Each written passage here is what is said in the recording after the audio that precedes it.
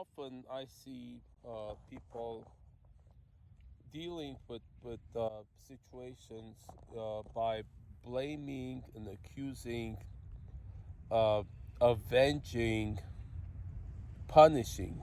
Right? The whole legal system has to do with someone's doing wrong, so they sue them or they file charges, get them arrested, put them in jail, right?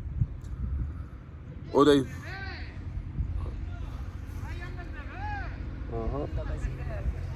So, and I feel that's why the problems prevail in this society is based on this approach. You see, because when people, when you're trying to solve a problem, there's something that needs to be voiced, and it ain't gonna be voiced usually if someone is being blamed, so they want to be defensive about it. They become opaque. You see, they try to cover it up. And I'm well familiar all the methods that take these people say to that they themselves accuse you that if they feel that the method is then they become expert at this. Any situation they can turn into an accusation towards you. So what they're doing bad. The people who go on like blaming the president constantly or blaming their parents, the government, even the college. Uh, what I like to do, encourage people around me to do, is to remove blame and accusation and revenge out of the vocabulary of our communication. So, because when we don't feel like we're being blamed, then we're more likely to be transparent and reveal what it really needs to be voiced about a behavior that is uh, a situation that is of concern. This is a weird looking cemetery. It's kind of creepy, but there's like kind of a something about it. Like it's not. There's places you go. It's like the stones are It's out of a. ethereal. It's a what?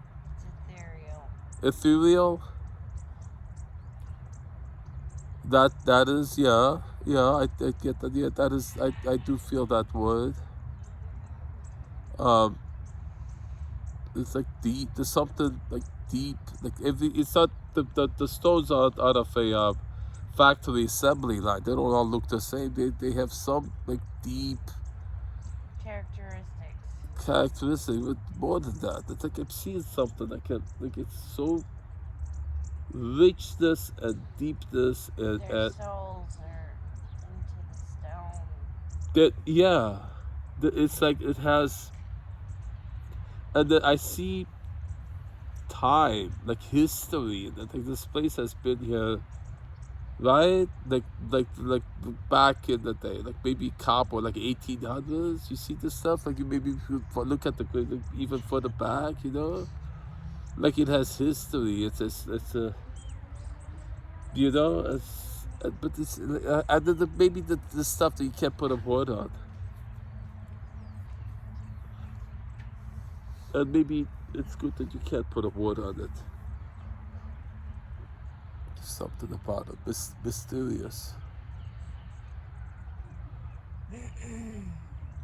Oh, it's awe-inspiring. That church, look at that church, that architecture, that's something. I I mean, think it's a mausoleum. mausoleum. Frankie! What makes it the mausoleum? I've, It's I, where bodies are kept. Frankie! I get it. I must have, at least I've heard that term a lot. Where like ancient Egypt, like the pyramids, and they had that. Like I'm revisiting that word again. Need to look at that. Something about it. What's it like? Where they keep the dead, but they don't like refrigerate Where or the something. caskets are kept in stone. Yeah, under the ground Inside.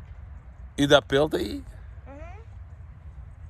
and I mean, they're gonna start stinking, right? They're gonna No. decompose. They're gonna start stinking. They're kept in a way they don't like this. They're embalmed. Oh, yeah. So that's why I heard that term referred to the stuff they had in the Egyptians, the pyramids, right? Right. They're trying to preserve it somehow. Oh, I just got it.